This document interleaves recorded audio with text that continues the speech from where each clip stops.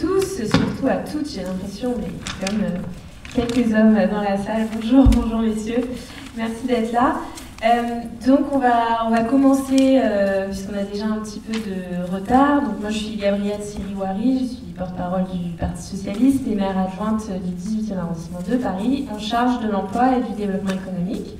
Et j'ai le plaisir d'accueillir aujourd'hui des invités de marque, puisqu'on a donc Céline Pic, qui est universitaire et porte-parole d'Oser le féminisme, Valérie Lyon, qui est rédactrice en chef au magazine Le Pèlerin et journaliste spécialisée sur la question de la place des femmes dans l'économie, et Sébastien Vincini, qui est donc maire de Sainte-Gabelle, premier vice-président du département de Haute-Garonne, et par ailleurs secrétaire national du Parti Socialiste en charge des fédérations et de la réforme du parti.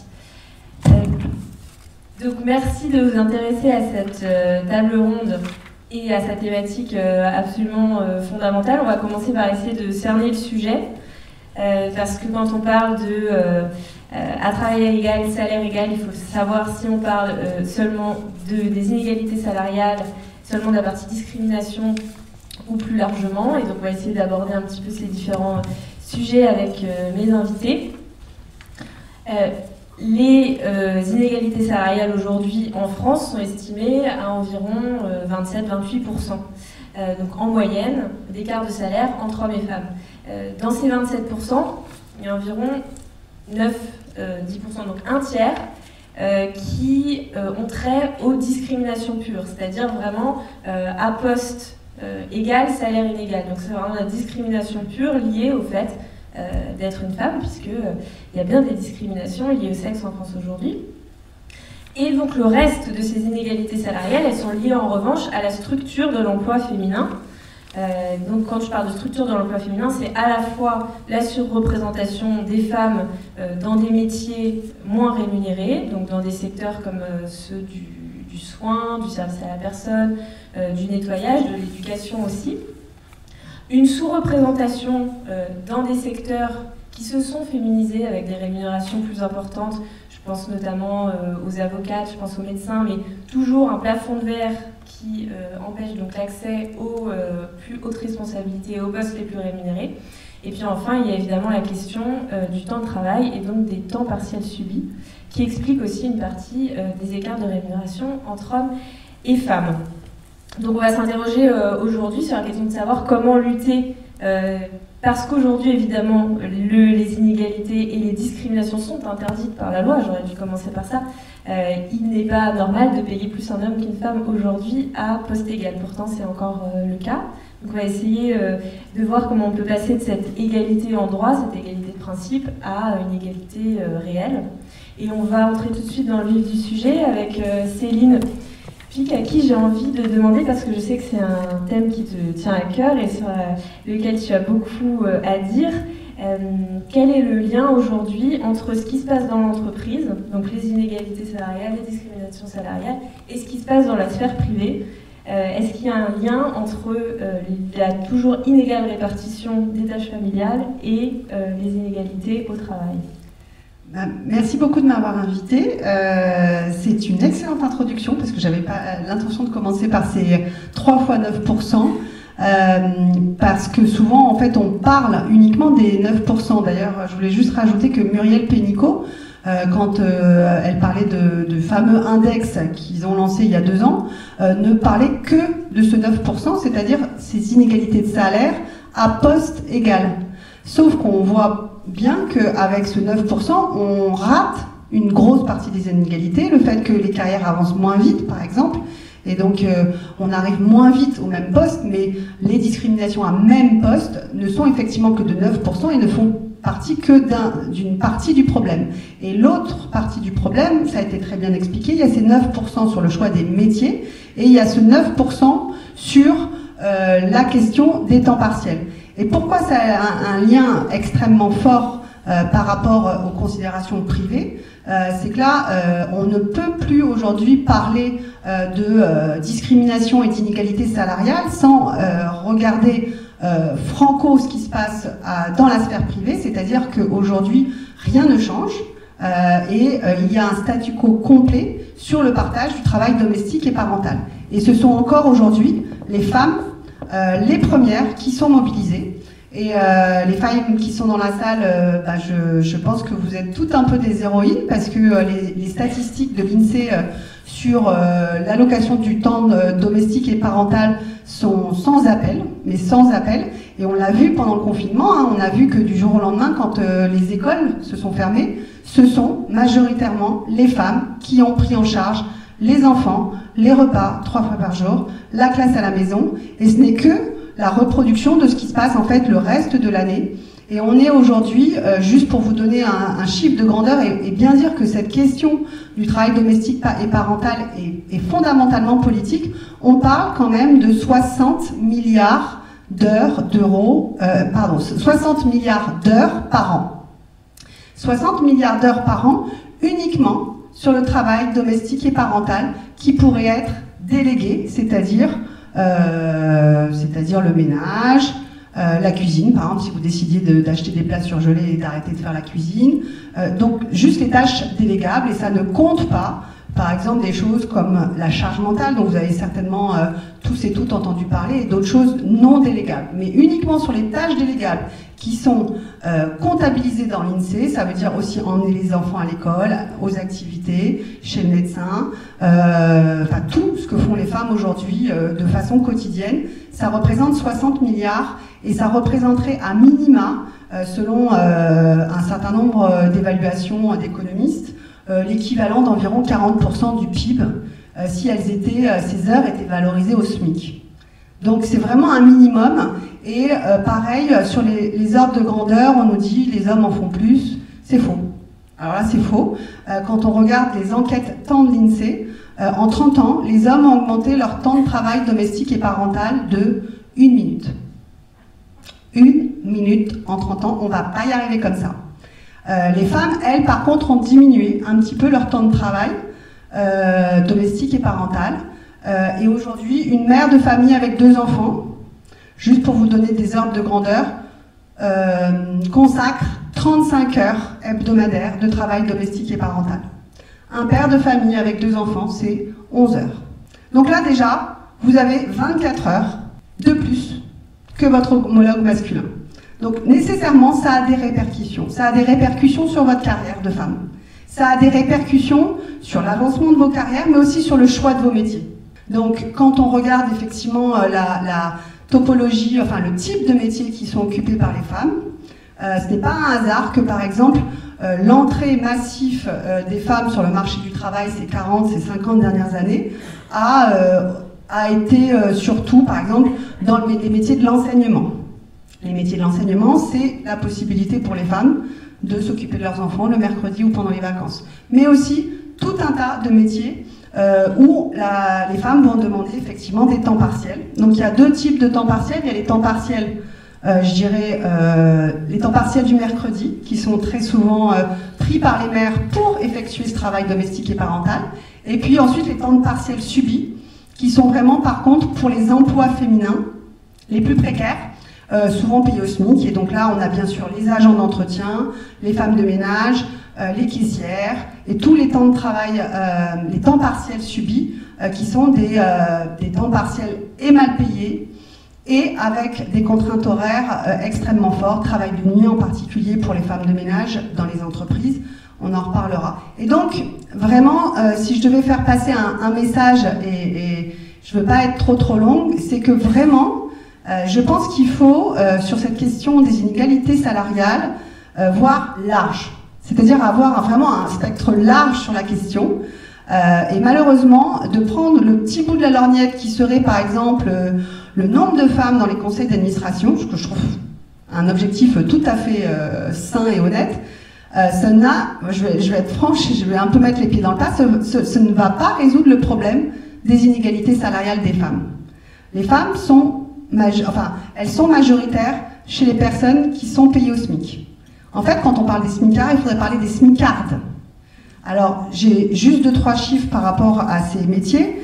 Les femmes sont concentrées essentiellement dans des métiers, ce qu'on appelle les métiers du soin, les métiers de la santé, les métiers du nettoyage, c'est-à-dire des métiers qui sont structurellement, parce que ce sont des qualités presque féminines naturelles, qui sont structurellement moins bien payées que des métiers traditionnellement masculins.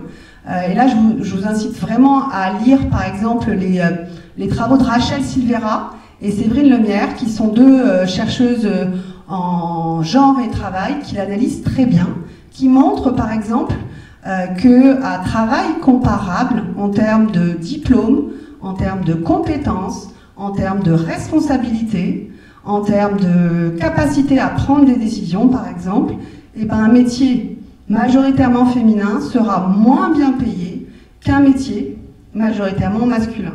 Et elles prennent des exemples, c'est par exemple infirmière va être moins payée qu'un technicien informatique, sauf que l'infirmière, elle est plus compétente, elle est plus diplômée et elle a plus de responsabilités qu'un technicien informatique. Donc on peut multiplier comme ça les exemples pour montrer que vraiment la question de s'attacher à diminuer par exemple le nombre, bien sûr que diminuer les discriminations pour un même poste c'est extrêmement important, mais ce n'est qu'une petite partie du problème et que toute politique de gauche qui viserait déjà premièrement à politiser, moi j'ai été par exemple effarée pendant cette pandémie sur le fait que on a considéré que voilà, on pouvait fermer les écoles et les femmes devaient se débrouiller parce qu'en fait ce sont les femmes qui ont augmenté, en moyenne ça a été une étude faite par la CGT, elles ont augmenté de plus de 4 heures par jour de travail domestique et parental, tout en continuant de travailler en présentiel ou en télétravail. Et donc ça c'est la réalité des femmes, ça a été exacerbé pendant la pandémie et en fait c'est une question qu'on ne politise pas.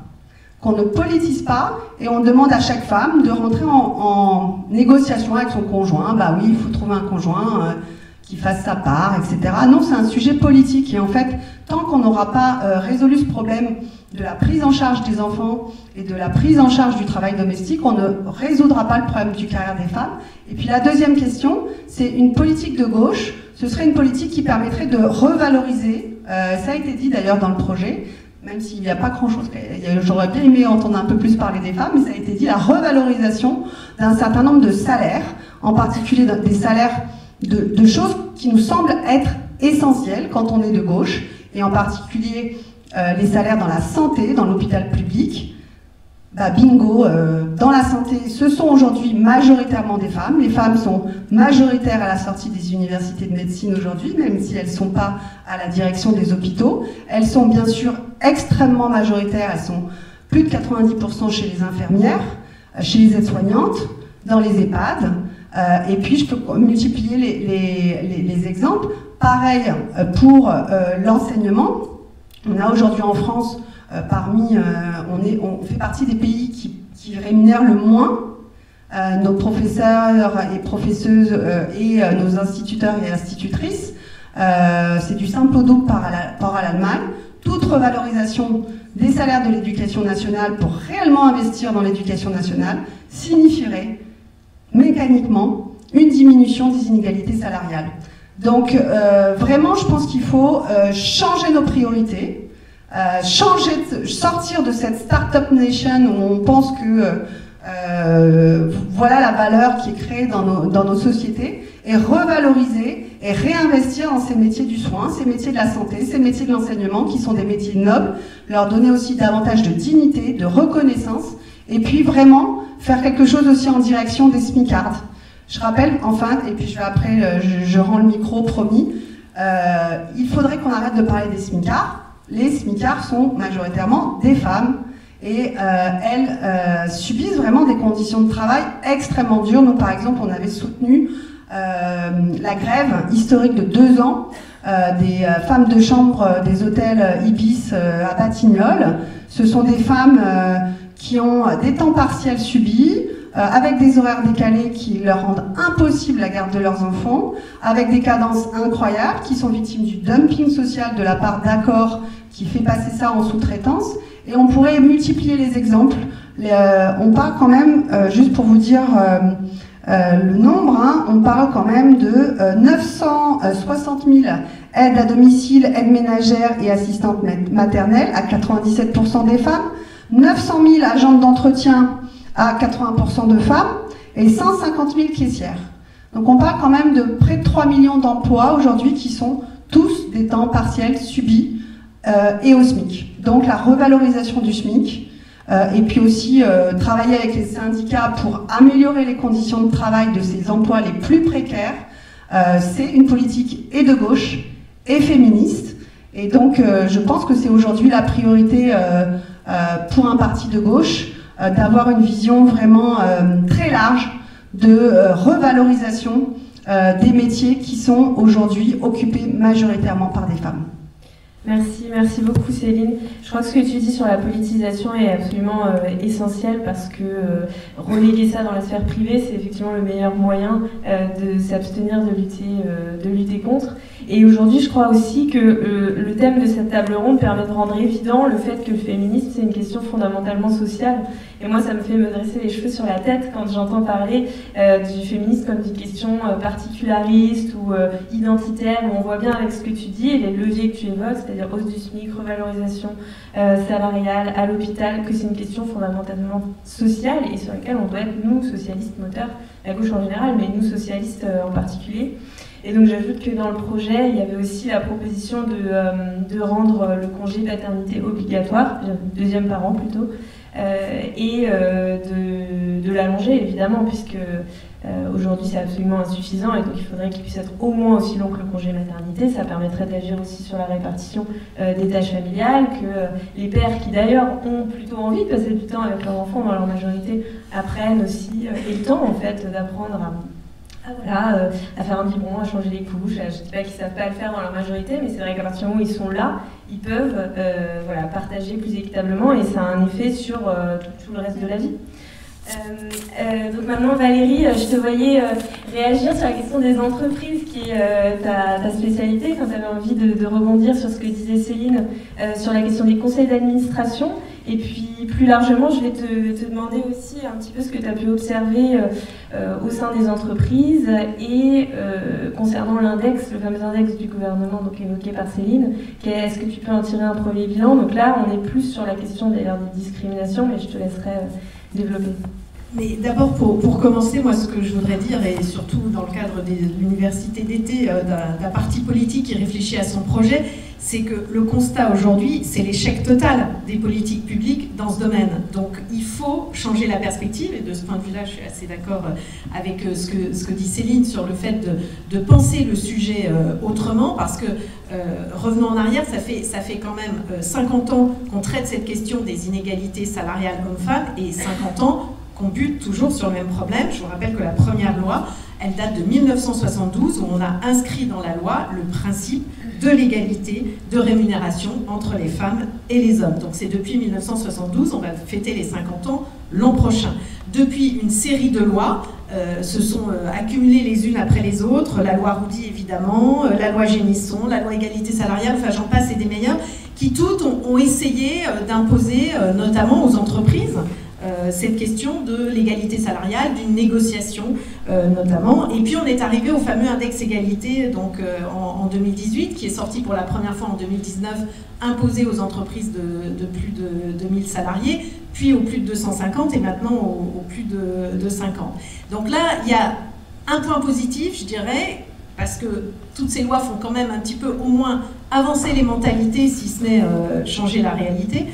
C'est que l'index a obligé les entreprises à mesurer des choses en interne, ce qu'avaient déjà obligé aussi les lois sur l'égalité professionnelle, sur les négociations, etc. Donc l'index, c'est 5 critères, c'est pas énorme, on aurait pu en mettre 10, on aurait pu en mettre 15, mais c'est au moins une obligation de mesure sur ces 5 critères, et donc ça a fait prendre conscience aux entreprises qui ont été obligées de travailler là-dessus, qu'il y avait d'abord un sujet et que tant qu'on ne mesurait pas, on ne pouvait pas agir. Et ça, on le retrouve systématiquement sur la question des femmes. Hein. Si on ne compte pas, on ne peut pas agir. Donc ça, je dirais, c'est le côté positif de l'index Pénicaud, qui malheureusement est très incomplet et qui a plein de défauts qui ont été soulignés par les syndicats et par les experts et les spécialistes de l'égalité professionnelle et notamment de rémunération.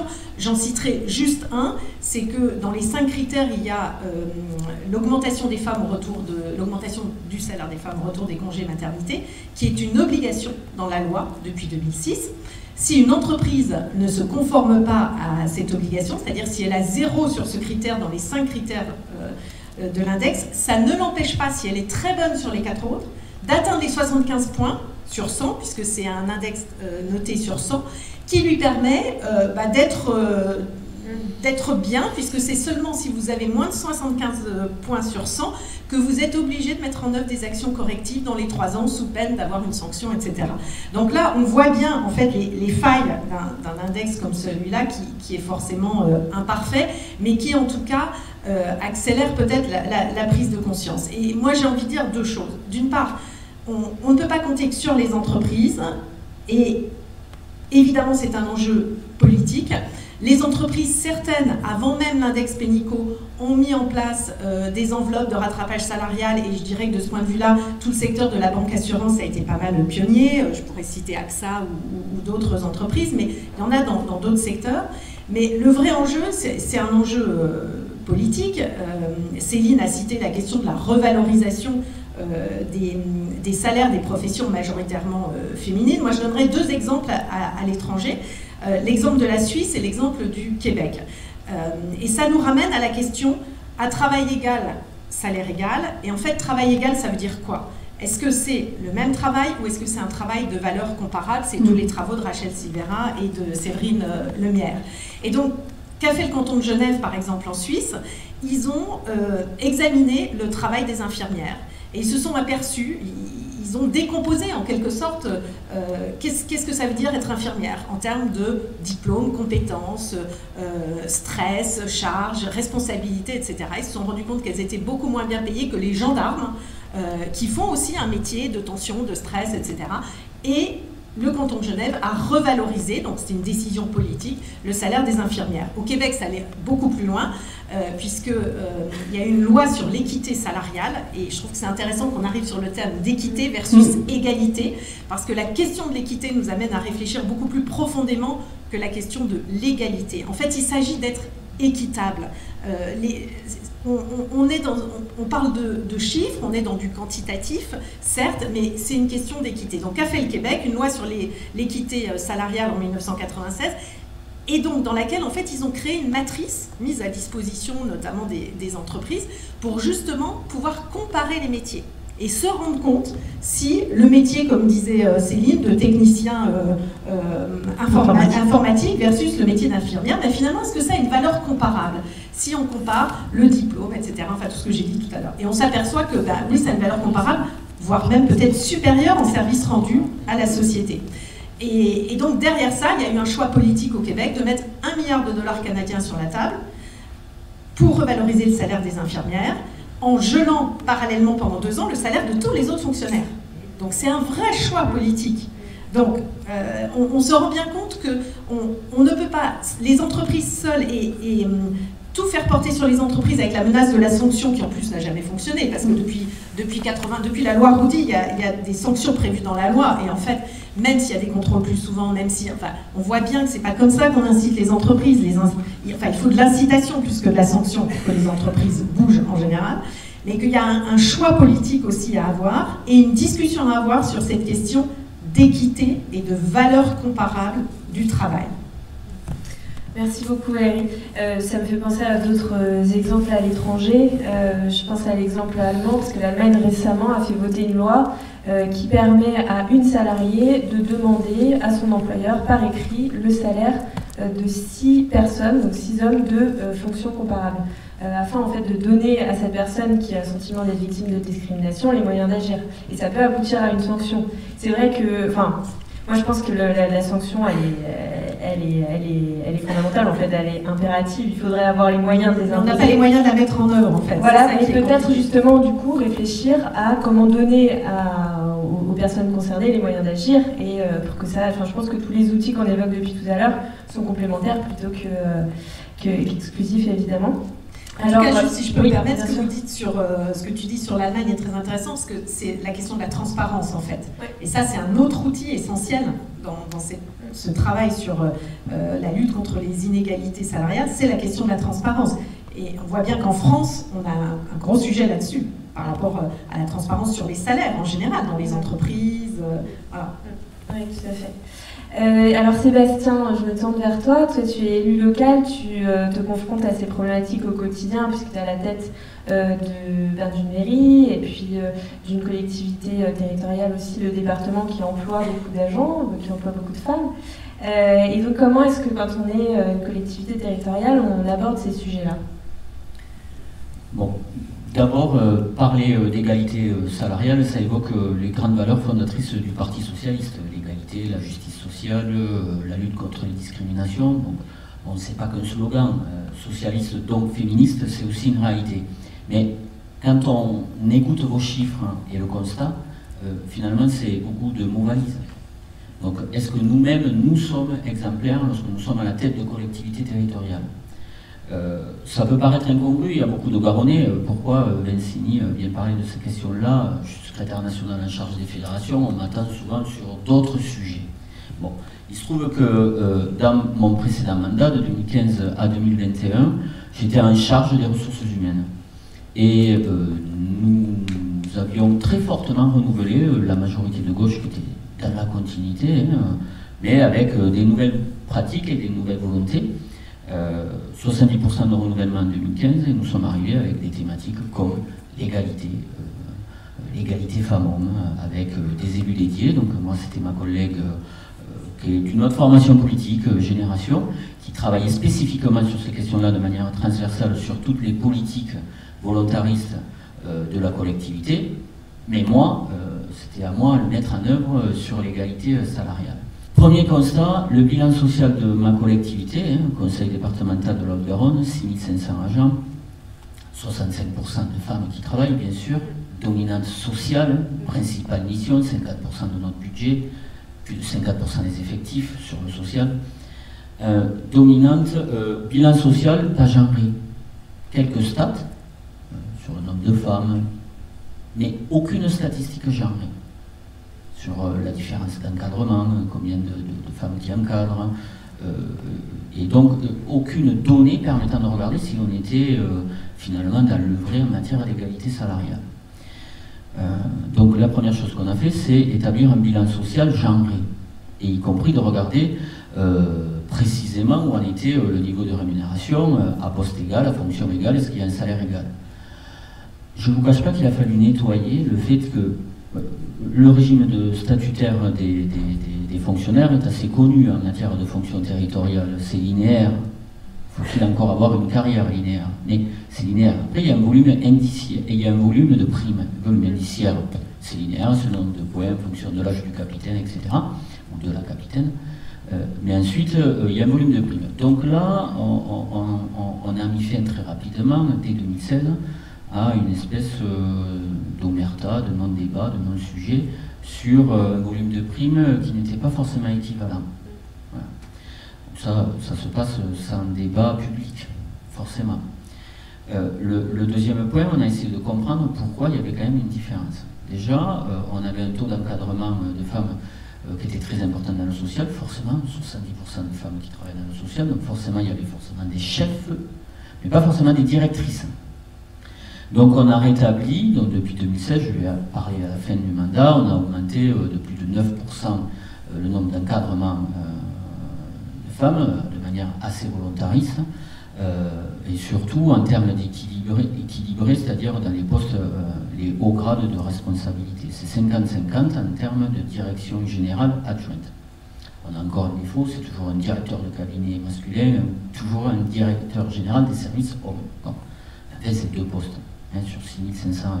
On s'est aperçu aussi, puisque quand après on établit des statistiques de cadres équivalents, comment ça se fait que les femmes gagnent toujours moins que les hommes? Bon, forcément, les filières techniques sont mieux rémunérées, et elles sont genrées, et elles sont beaucoup plus masculines. Donc, dès qu'il y avait un renouvellement, on a fait ce qui ne doit pas se faire, mais de la discrimination positive. C'est comme ça qu'on a recruté en cours de route une directrice au transport, une ingénieure qui est devenue directrice des transports, pareil au laboratoire départemental vétérinaire, un métier qui était censé être masculin, bon, c'est devenu des femmes directrices. Et là, progressivement, on rattrape des différences de catégorie. Mais quand il y a des dominantes sociales et la filière sociale dans la fonction publique, tant que ce n'est pas la loi qui vient encadrer qu'un cadre A dans la fonction sociale doit être rémunéré au même niveau qu'un cadre A dans les mobilités, dans le transport, dans l'éducation, c'est assez surprenant. Hein. Les filières, il y a une vraie inégalité. Et comme c'est très genré, en termes de pourcentage d'hommes-femmes qui travaillent dans ces emplois-là, il faut lutter par d'autres biais. Donc on ne peut pas venir sur le régime indiciaire, puisque ça c'est encadré par la loi, et moi je ne suis pas législateur, mais par contre on a travaillé sur le volume de primes.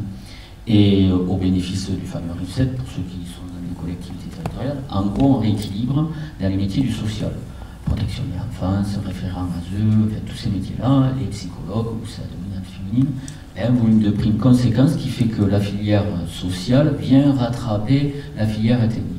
Et tout d'un coup, il s'est passé des mécanismes dans la tête de nos DRH. Oui, entre-temps aussi, le directeur général adjoint au RH est passé d'un homme à une femme. Ça aide aussi à mettre en œuvre des politiques volontaristes en matière d'égalité.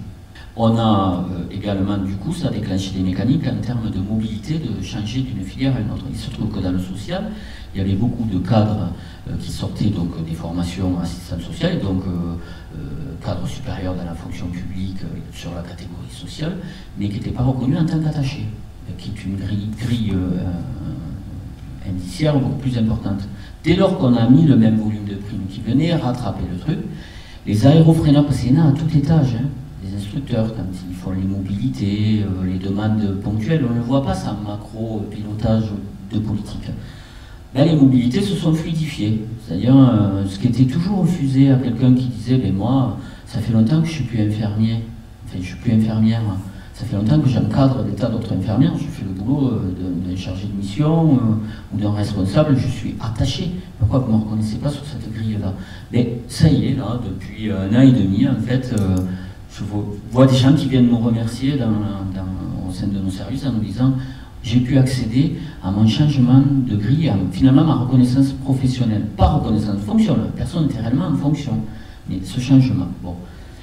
C'est un travail de longue haleine. On n'est pas encore exemplaire. Hein. Mais ça veut dire qu'il faut... je partage complètement le constat, c'est-à-dire qu'il faut s'élever, il faut... c'est pas parce qu'on a fait 50-50 les fameux DGA qu'on arrive à l'égalité salariale. C'est bien plus complexe. C'est tous les leviers. Y compris dans la manière d'aller chercher des détails qu'on ne voit pas forcément. À des moments, on se retrouve avec des fonctionnaires, et je me dis là aussi, pourquoi il n'y a pas le même salaire? L'interruption de carrière, liée au congé maternité, au congé de droit, garde d'enfants. Mais comment ça se fait que ça interrompt autant, alors que les fonctionnaires, c'est censé être complètement linéaire, lié à l'âge, ça interrompt. Ah, un truc vicieux. L'avancement de grade se fait de manière linéaire si vous êtes là plus de 6 mois par an dans l'exercice de votre fonction.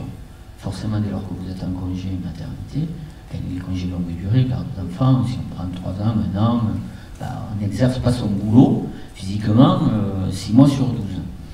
Et là, subtilement, on disparaît des tableaux d'avancement. Donc là, il a fallu prendre une décision volontariste, le faire accepter par le préfet, parce que c'est hors cadre, hors législatif, où là, pour le coup, on est devenu très exemplaire, c'est-à-dire, nous, dans les notations, on a fait en sorte que les femmes, parce que c'est très majoritairement, il y a quelques exceptions masculines qui prennent un congé parental, faire en sorte qu'elles puissent rester au bénéfice du tableau d'avancement, en mettant la moyenne de la strate, vous savez, en gros, pour pouvoir avancer, c'est une partie sur une évaluation professionnelle, donc pour être évalué, il faut être là 6 mois sur 12, et ensuite les critères d'avancement liés à la fonction publique, l'âge de la capitaine, la manière dont on est rentré dans la fonction publique, bref, je passe ce genre de détails. Mais il y avait un petit critère qui était l'exercice, et celui-là, du coup, voilà, et là pour le coup ça a été un vrai gain. Vrai gain, et qui n'est plus du coup non plus un frein. Et qui change aussi les choses, c'est-à-dire que, y compris des hommes, ont décidé suite à ça, exceptionnellement, 2020, j'ai fait regarder 3 hommes. Enfin, on est passé de 0 en 2019 à 3, parce que justement, il n'y avait pas de perte d'avancement. Bon, c'est un travail de longue haleine, je n'irai pas plus loin sur ces questions-là. Il y a bien sûr les politiques volontaristes qu'on peut mettre, nous, en œuvre à l'extérieur, vous l'avez très bien dit. faut accompagner des changements et des valorisations et des revalorisations de métiers à l'extérieur. Les conseils départementaux doivent être aussi exemplaires vis-à-vis de l'extérieur, et en particulier sur la tarification que l'on fait pour tous les métiers et tous les services publics ou d'ailleurs privés, tarification sur les lits et donc par répercussion les salaires des personnes qui travaillent dans les EHPAD, dans les services de soins, dans les services d'aide à domicile. On ne peut revaloriser ces métiers-là que s'il y a les ressources nécessaires. Bon, les ressources nécessaires, elles sont liées aux manières dont on fixe des tarifications par personne prise en charge. Ça, c'est les départements qui sont pilotes. Les ARS déterminent un certain nombre de trucs, mais celui qui paye le tireur caisse, c'est les départements. Si on ne revalorise pas, nous, nos actions, ça c'est un engagement récent de notre campagne de 2021, on ne l'a pas encore mis en œuvre, mais on va le mettre en œuvre parce que notre objectif est de revaloriser les salaires des personnes qui travaillent dans les services d'aide à domicile, des services de soins, les fameux SIAD, etc., etc.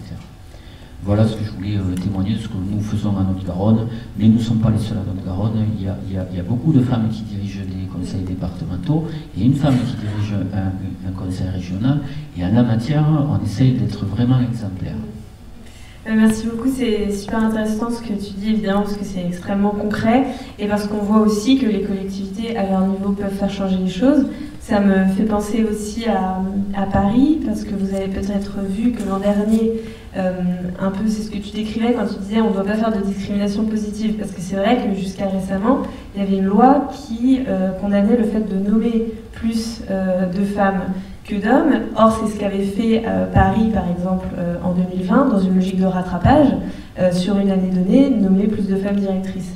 Et donc la collectivité avait été condamnée en fait, à payer une amende. Et vous avez peut-être vu dans la presse qu'Anne Hidalgo a effectivement s'est insurgée de cette situation-là, en dénonçant le fait que si on veut changer la situation, dans une logique où il y a beaucoup de retard, il faut mettre en place donc, des politiques de rattrapage et ça implique de nommer plus de femmes, ça paraît évident. Et donc le fait que ça devienne public, on a abouti à un changement en fait, de la loi puisque la ministre de la fonction publique a décidé de changer la loi sur ce point-là. Donc les collectivités peuvent faire changer les choses à la fois au sein de leur collectivité et aussi de manière plus générale en mettant en lumière les problématiques que tu viens de citer. Alors on va passer à un débat avec la salle. J'inciterai ceux et celles en particulier qui ont des questions à Valérie de les poser en premier parce qu'elle va devoir nous quitter bientôt pour prendre un train. Donc s'il y a des questions en particulier pour Valérie, on va en prendre une. Bonsoir. Hervé de Toulouse, camarade toulousain, avec une bonne partie de la commission égalité femmes-hommes et discrimination. Et membre aussi de homosexualité et socialisme. Souvent, on voit les questions de l'égalité femmes-hommes uniquement sur un seul prisme. C'est-à-dire qu'en fait, on oublie la femme, derrière la femme, c'est un individu, un être. Et derrière ça, il y a une grille qu'il faut aussi introduire, que nous on a introduit dans la commission.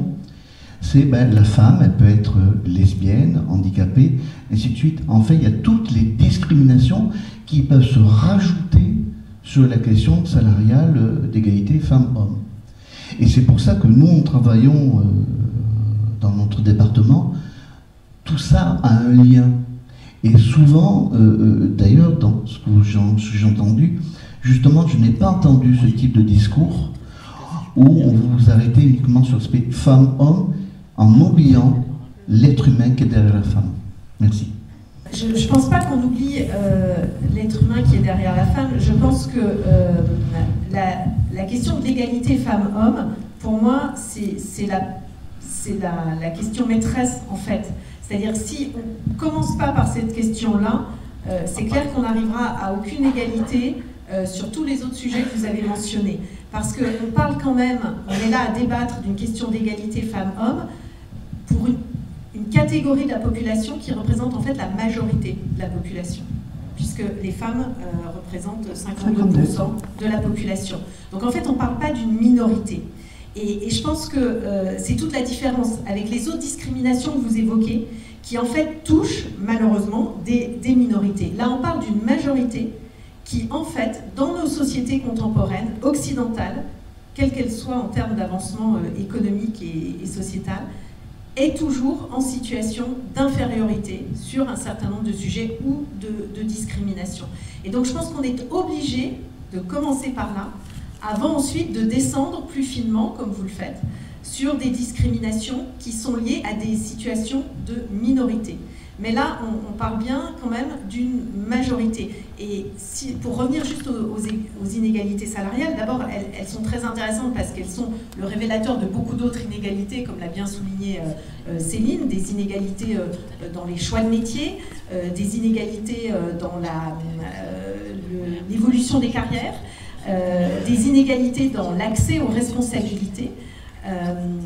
Et d'ailleurs, je soulignerai que, évidemment, et là je vais à l'envers mettre les pieds dans le plat, bien sûr que c'est d'abord des smicards avant des smicards, mais il faut savoir une chose, c'est que les inégalités salariales, elles s'accroissent plus on monte dans la hiérarchie, en fait, des jobs.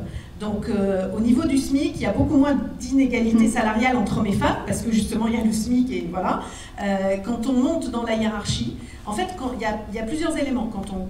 Plus le diplôme est élevé, plus le niveau de responsabilité est élevé, et plus le niveau d'expérience est élevé, et plus les inégalités sont importantes entre hommes et femmes au niveau des salaires. Ce qui est quand même assez frappant aussi. Enfin, je veux dire, c'est intéressant de souligner ça, parce que ça dit beaucoup de choses aussi sur comment notre société considère la valeur ajoutée apportée par les femmes, et leur contribution à notre, j'ai envie de dire, à notre vivre ensemble, à ce qu'on est capable collectivement de faire pour la société. Donc je crois, pardon monsieur, mais je crois qu'il faut vraiment commencer par cette question d'égalité femmes-hommes. Merci Valérie, je pense qu'il faut que tu nous quittes malheureusement. Je suis désolée de vous quitter dès maintenant parce que ce débat me passionne. Et merci beaucoup d'être venu. Je vous souhaite une bonne continuation et surtout de trouver les bonnes actions à mettre en œuvre qui sont essentielles, et j'espère que ce sera un sujet essentiel dans la campagne qui s'ouvre. On va faire en sorte que ce soit clair. Merci beaucoup Valérie. Et merci de m'avoir invitée. On va prendre d'autres questions. Moi, je voulais dire un mot aussi à monsieur là-dessus. J'avais invité Dominique Sopo initialement, qui devait être avec nous et qui finalement n'a pas pu être là. Et c'est vrai qu'on aurait pu, dans ce cadre-là notamment, étudier de manière un peu plus poussée les interactions avec les autres discriminations.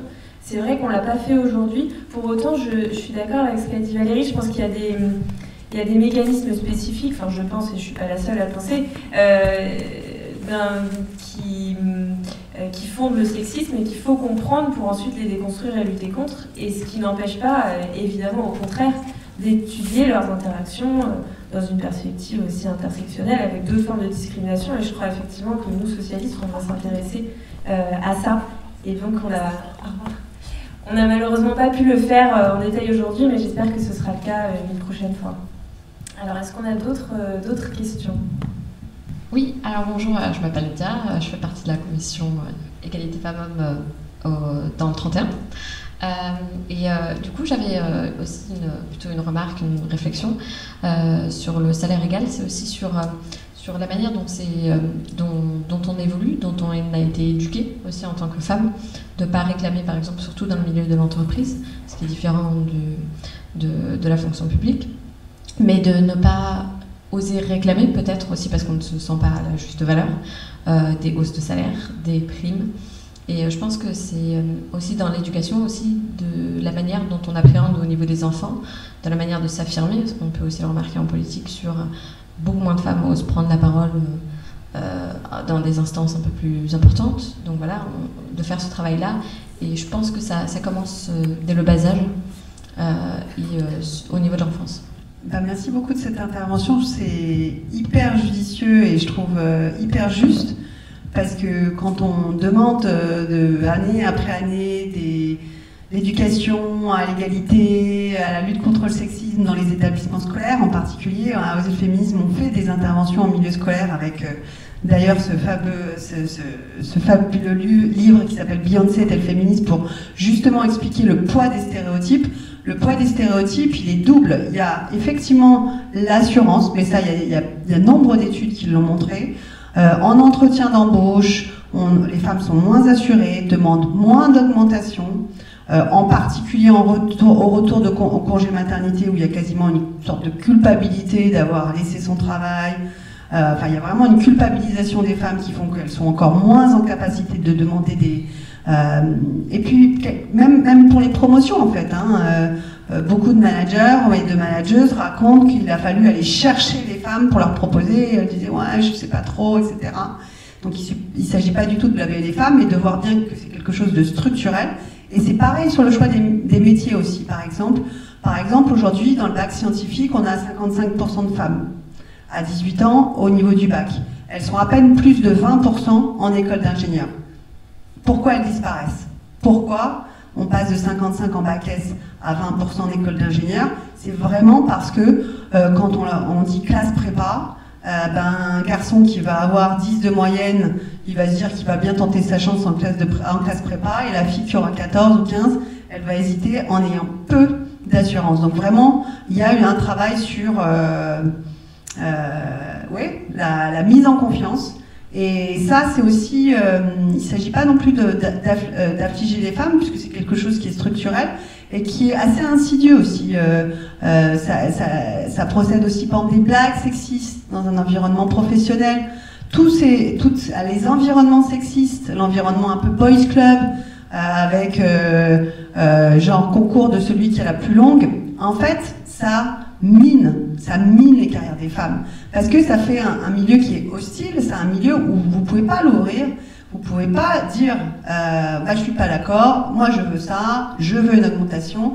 Quand vous êtes systématiquement rabaissé de façon insidieuse par des blagues sexistes, par un environnement misogyne, ça nuit à la carrière des femmes et ça mine leur confiance en elles. Et c'est essentiel, mais vraiment l'éducation et la fin de ces pratiques-là qui nous infériorisent.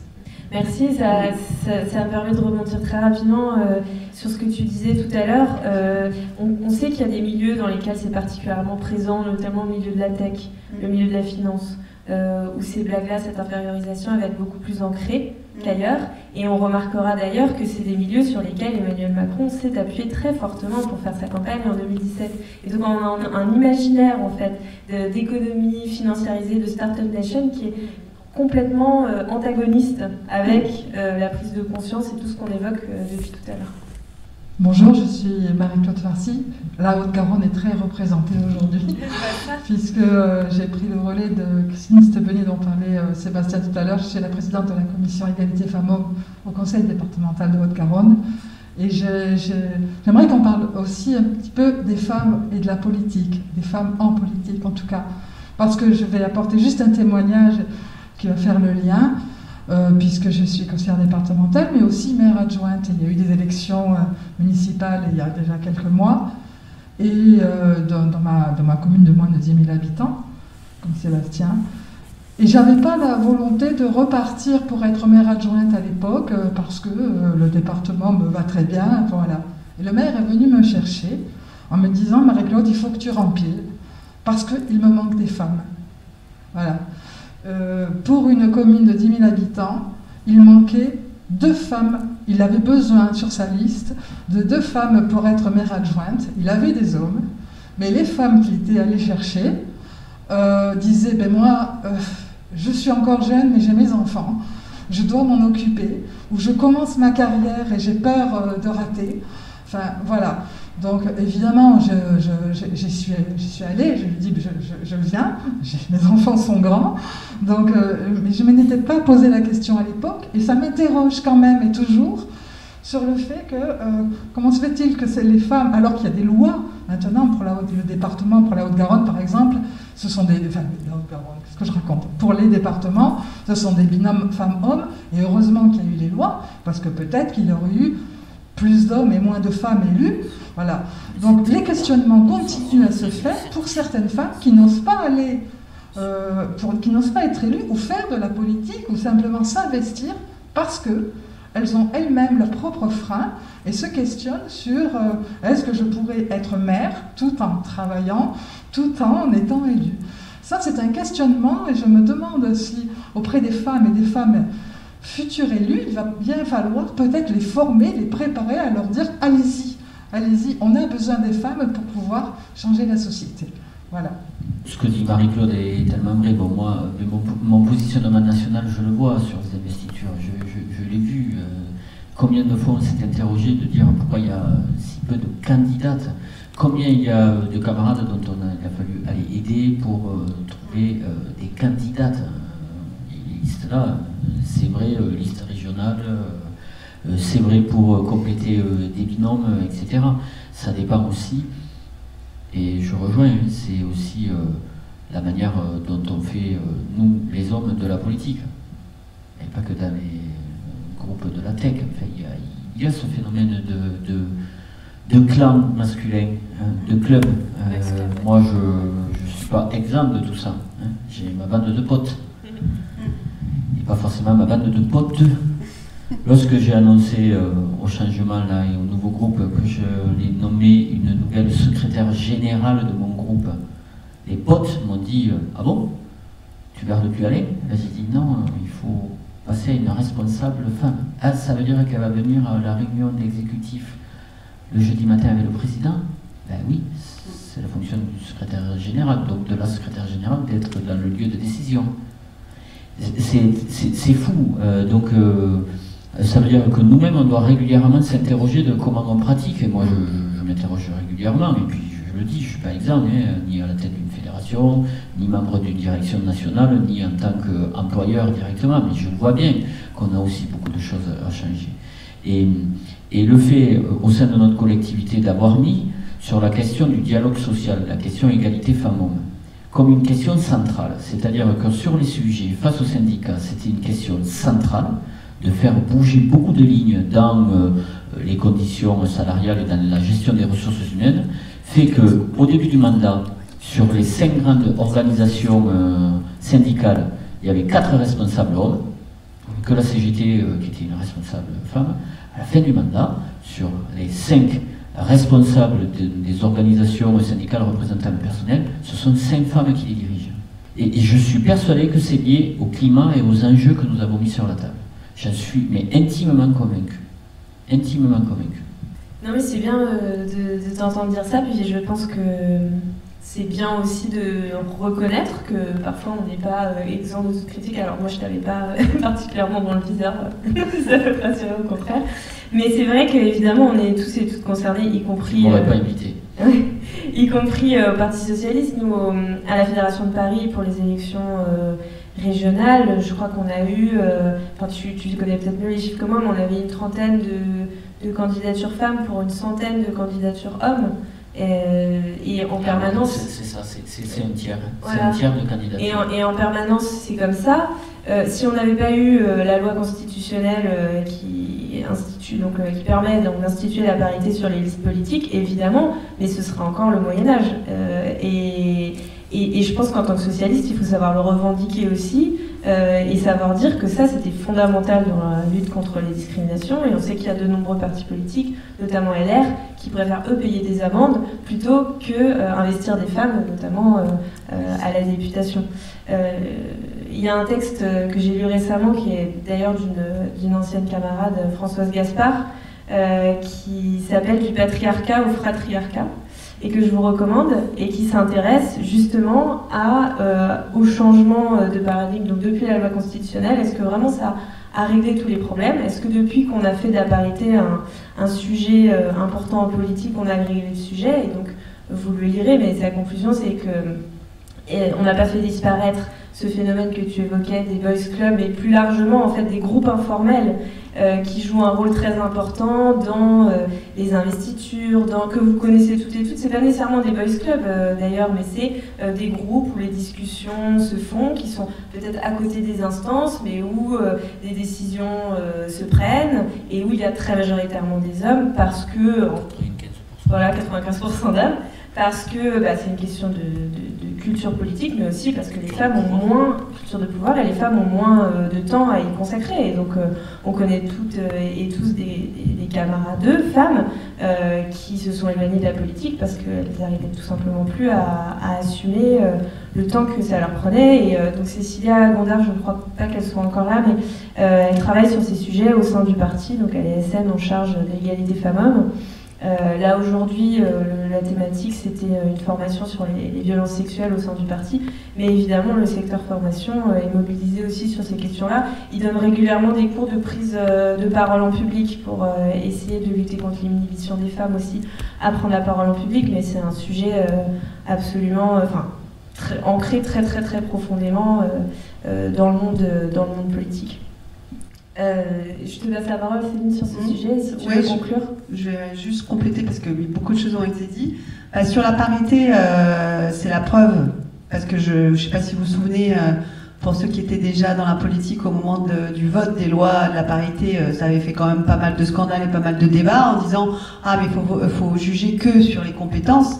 On voit bien que c'était une erreur et que sans parité, il n'y aurait pas eu de progression du nombre de femmes partout. Ensuite, la parité, elle n'est pas tout à fait parfaite et on voit bien que quand il n'y a pas de loi, les anciennes traditions se remettent en place. Je pense par exemple aux intercommunalités, où on voit que, donc il y a un rapport du HCE qui est très bien écrit, avec des préconisations pour installer la parité aussi dans les intercommunalités, parce que voilà, c'est toujours les mêmes choses, c'est-à-dire qu'on va envoyer le maire, et le maire ce sera souvent un homme, et puis dans le choix aussi des maires adjoints et des maires adjointes, on voit que il va y avoir une maire adjointe à la petite enfance, et puis un maire adjoint aux finances, enfin on connaît ça par cœur. Il y a aussi quelque chose de très genré sur l'attribution des postes, et l'intercommunalité reste encore un bastion où la parité n'est pas le cas. Et puis là, on va faire peut-être une boucle sur la question du travail domestique et parental. Je crois qu'à un moment, c'est ça que je voulais dire au début de mon intervention sur politiser cette question du travail domestique et parental. C'est que tant que les entreprises, tant que les partis ne feront pas un travail de réflexion en particulier, je sais ce que ça veut dire d'être engagé dans un parti, c'est souvent des réunions le soir, des engagements le week-end, et rien n'est pensé aujourd'hui pour quelqu'un qui a la charge des enfants. On sait aussi qu'il y a aussi beaucoup de couples qui se séparent. À 80%, c'est les femmes qui gardent la garde. Donc autant vous dire que déjà, quand vous êtes en couple, d'avoir un engagement politique et de compter sur son conjoint pour garder les enfants, c'est compliqué. Quand vous êtes mère célibataire, c'est quasiment impossible. Donc moi, je rêve d'un monde, par exemple, où quand on vient aux universités d'été du PS, il y a une garderie. C'est bête, hein? Mais c'était dans les projets du MLF, par exemple, dans les années 70, il y avait ça, des garderies. Et puis, des questions aussi au niveau des entreprises, sur la conciliation vie professionnelle, vie privée, et je pense que peut-être que le télétravail d'ailleurs va nous aider, on va voir, mais il y a aussi des pièges avec le télétravail. Il y a toute une discussion sur la coordination vie privée, vie professionnelle. C'est arrêter avec cette culture du présentéisme. Le présentéisme en entreprise, c'est rester tard le soir justement pour faire ce travail de réseau, ce copinage, etc. Et en fait, vous savez bien comment ça se fonctionne en entreprise, c'est qu'une femme, elle fait son travail le plus vite possible, de façon assez efficace, et puis après, elle a 1 heure, parce que la crèche ou la nounou, c'est à 18h qu'elle doit récupérer son môme. Et puis, les hommes, souvent, peuvent peut-être avoir plus le temps d'aller pouvoir boire une bière et rentrer un peu plus tard et copiner, faire ce travail de réseau qui est essentiel, qui est essentiel pour la progression de votre carrière en politique. Soyons extrêmement clairs. Donc, il y a vraiment quelque chose à penser sur cette conciliation vie privée. Il ne faut plus que ça soit renvoyé à une question individuelle, c'est-à-dire chaque femme se débrouille. Non, il faut vraiment... donc projet peut-être pour l'année prochaine. C'est pas grand-chose en termes de coûts. Il suffit d'embaucher quelques babysitters, puéricultrices et ouvrir une garde d'enfants qui permettrait davantage aux femmes de s'impliquer. Et par exemple aussi quelque chose de très simple. Par exemple, moi je suis membre du bureau du centre Hubertine-Auclair, qui est le centre régional dédié à l'égalité femmes-hommes de l'Île-de-France. Et donc on a des réunions qui sont comme d'habitude le soir. Et ils me remboursent les frais de babysitting. Voilà. C'est déjà ça, parce que moi mon budget babysitting il n'est pas illimité. Et je sais que comme c'est à 19h, j'aurai la possibilité de me faire rembourser mes frais de babysitting. Donc c'est tout à repenser pour penser aussi cette conciliation vie privée et vie professionnelle et mesurer ce temps qui est consacré par les femmes qui les empêche effectivement de s'engager en politique. Et on a remarqué d'ailleurs pendant le confinement, donc nous c'était à la Fédération de Paris, que les réunions en Zoom nous permettaient en fait d'avoir beaucoup plus de femmes présentes. Hein, c'était évident. Et je pense d'ailleurs qu'on va maintenir, même quand on pourra reprendre normalement, on va maintenir une partie des réunions en distanciel parce que ça permet. Alors ça règle pas tout le problème. Hein, bien sûr. Tous ces réseaux informels, évidemment, que vous connaissez toutes et tous, prennent énormément de temps. La question de la prise de parole en public, on a aussi mis en place quelque chose qui fonctionne assez bien, mais les habitudes se perdent vite. Mais on le fait à la Fédération de Paris, c'est l'alternance systématique de prise de parole hommes et femmes. Parce qu'on avait fait des statistiques, on avait mesuré que les hommes prenaient à la fois plus souvent la parole, mais aussi que leur temps d'intervention était très largement supérieur. Je crois qu'on était arrivé sur une réunion de conseil fédéral à 80-20, ou approximativement c'était à peu près ça. Et donc on alterne systématiquement et on limite le temps de parole. Donc c'est jamais plus de 3 minutes. Et systématiquement femmes-hommes. Et s'il n'y a plus de femmes pour prendre la parole, en principe la réunion s'arrête. Et honnêtement, ça change complètement le visage de la réunion, les débats qui sont engagés et les conclusions qui sont prises en fait. Et l'alternance permet à certaines femmes qui n'oseraient pas prendre la parole de la prendre. Parce que quand vous vous retrouvez à une réunion qu'il y a 5 hommes qui lèvent la main, qui veulent parler, et qu'il y a 0 femme, bah moi j'en ai fait des réunions comme ça, bah on attend. Et là, au bout de 30 secondes, vous allez voir, il y a une femme qui n'avait pas prévu de parler, qui ne se sentait pas capable de parler devant une assemblée, qui va finir par parler, parce que de toute façon, la réunion, il ne se passe plus rien jusqu'à ce qu'il y ait une femme qui se décide et qui se lance. Ah ouais, c'est radical. Ah, on attend. Ah, on attend. Et effectivement, même s'il y a 5 mecs qui attendent, ben non, c'est alternance stricte. Et vraiment, ça permet des déblocages très importants. Et puis aussi, les réunions, venez dans les associations féministes, là je fais ma pub, c'est que quand on est entre femmes aussi, c'est une possibilité aussi de s'entraîner à la prise de parole publique. Parce que là aussi, il y a des biais sexistes, on est moins capable, on est moins assuré, on a été éduqué. Enfin voilà, il y a même des biais qui sont montrés parmi les instituteurs et les institutrices sur la prise de parole dès l'école primaire. Et donc, quand vous vous retrouvez... moi, j'étais terrorisée de parler en public. Et quand vous apprenez dans des cercles plus féminins, bah, vous osez plus, en fait. Vous êtes moins intimidés. Et après, vous êtes davantage capable de prendre la parole dans des environnements mixtes. C'est aussi ça, la force aussi des fois des milieux entre femmes, c'est de gagner en assurance pour ensuite reprendre la parole. Et une dernière chose, c'est la question du télétravail.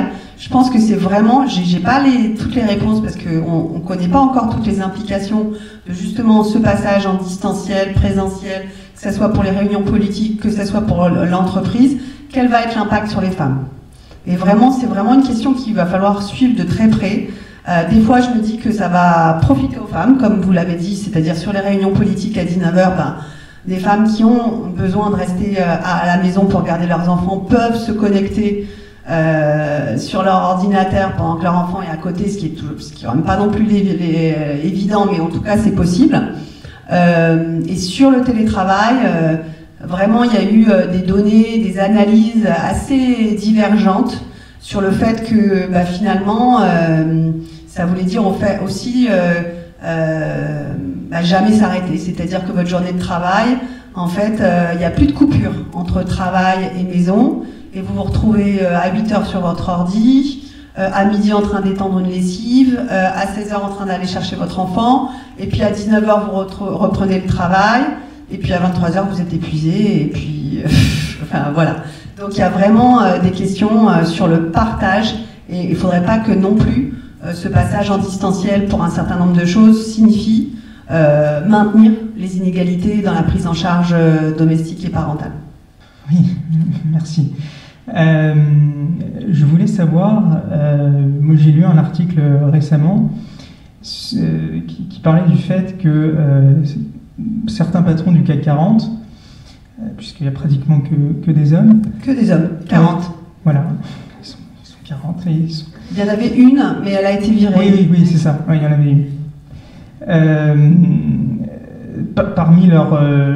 puisqu'ils ont une large part maintenant de rémunération variable, ils ont des indices tant sur le climat, mais aussi sur l'égalité femmes-hommes. Et ça leur permet d'ailleurs parfois de booster leur rémunération de manière assez substantielle parce que ils arrivent à atteindre ces objectifs. Vous parliez de politisation de ces questions relatives à l'égalité entre les femmes et les hommes dans l'entreprise. Enfin, moi, à mon sens, quand j'ai pu lire ça, je me suis dit que c'était absolument, pour moi, quand même le contraire de la politisation et de la conscientisation de la part des personnes qui sont discriminées, c'est-à-dire en l'occurrence les femmes, dans ces situations-là. Le fait que le grand patron puisse avoir un indice performance qui puisse augmenter sa rémunération en fonction de ça. Je voulais savoir quelles étaient vos idées pour sortir de ce système, parce que c'est pas la première fois que je lis ça, où des patrons hommes augmentent leur propre rémunération par des indices qu'on leur fixe légalement, mais qui, encore une fois, ne sont pas dans une logique politique, c'est vraiment une logique purement économique, et je trouve que ça, finalement, ça reproduit les inégalités à la fin, parce que le grand patron ne change pas, puisque je pensais qu'elle était toujours là, la femme dans le CAC 40, mais ils sont revenus à 40. Je voulais savoir comment changer de logique en réalité, parce que pour moi il y a vraiment deux logiques et elles ne sont pas compatibles avec ce genre de politique. Alors juste peut-être une précision, quand je disais politiser, je peux parler surtout de politiser le travail gratuit des femmes, c'est-à-dire le fait qu'il y ait ces 60 milliards d'heures de travail gratuit qui n'est pas partagé équitablement entre les femmes et les hommes, qui est le travail de ménage, le travail de s'occuper de ses enfants. Donc c'est de sortir ça de la sphère privée et de le politiser. Pour répondre à votre question, il n'y a pas d'obligation légale, il n'y a pas d'indexation, parce qu'il y avait le mot légal, il n'y a pas d'obligation de rémunération indexée sur un index d'égalité femmes-hommes. Je suis très très sceptique sur ce genre de dispositif. Soyons extrêmement clairs, notre comptabilité est avant tout faite pour, je vais mettre un peu les pieds dans le plat, mais un patron, il est surtout rémunéré avec des primes si le cours de bourse y monte et si les dividendes y montent. Ensuite, à côté de ça, il y a effectivement, parce qu'il y a des critiques récurrentes sur le fait que d'autres considérations écologiques, sociales ou en termes d'égalité femmes-hommes sont soumises au débat, on a voulu, effectivement, le rapport RSE par exemple, est de plus en plus consistant année après année et on nous fait croire qu'il y a une indexation. Je pense que cette indexation, c'est avant tout un nuage de fumée, il n'y a aucune obligation et je pense que c'est totalement marginal dans leur rémunération et c'est surtout de l'affichage et je suis extrêmement dubitative par rapport à toutes les politiques des entreprises qui sont assez fortement du féminist washing. Moi j'étais beaucoup plus partisane en particulier du rapport de situation comparé. Donc le rapport de situation comparé, c'était quelque chose qui était chiffré avec un certain nombre de chiffres. Là on en revient toujours à la question de la mesure. Et qui était légal ça, et avec une obligation de négociation avec les syndicats pour réduire les chiffres d'inégalité salariale grade par grade. Ça j'y crois. Les engagements d'indexation des rémunérations des patrons sur l'égalité femmes-hommes, je crois même pas que ce soit réellement, ça me semble être du féministe washing pur. Voilà, donc je n'y crois pas et je pense que le fonctionnement même de l'entreprise aujourd'hui fait que le critère numéro 1, c'est le cours de bourse, le niveau du dividende et le niveau des bénéfices. Et vraiment, je dis ça, j'ai très longtemps travaillé dans une banque qui aujourd'hui affiche partout que cette banque est exemplaire sur l'égalité femmes-hommes. Pareil, voilà, le conseil d'administration, il est impliqué, ils ont signé des chartes, des machins, ils font de la com incroyable. C'est la banque de l'égalité femmes-hommes. Je connais des dizaines de cas de femmes qui ont fait des procès pour harcèlement sexuel, discrimination liée à la grossesse, violences sexuelles au travail, et les primes dans les banques ne sont pas incluses dans les chiffres qui sont produits par cette banque. C'est con parce que dans les banques, il y a beaucoup de primes. Ils comparent les salaires hors primes. Donc en fait, vraiment, il y a une vraie tendance des entreprises à faire du feminist washing, à faire du greenwashing. Ça fonctionne exactement la même chose, mais je ne pense qu'il n'y a aucun patron qui est réellement indexé sur l'index sur l'égalité femmes-hommes dans son entreprise. Je vais ajouter un mot là-dessus parce que j'avais beaucoup travaillé sur ces questions, moi, dans ma vie professionnelle à la Banque de France, justement sur la question des rémunérations.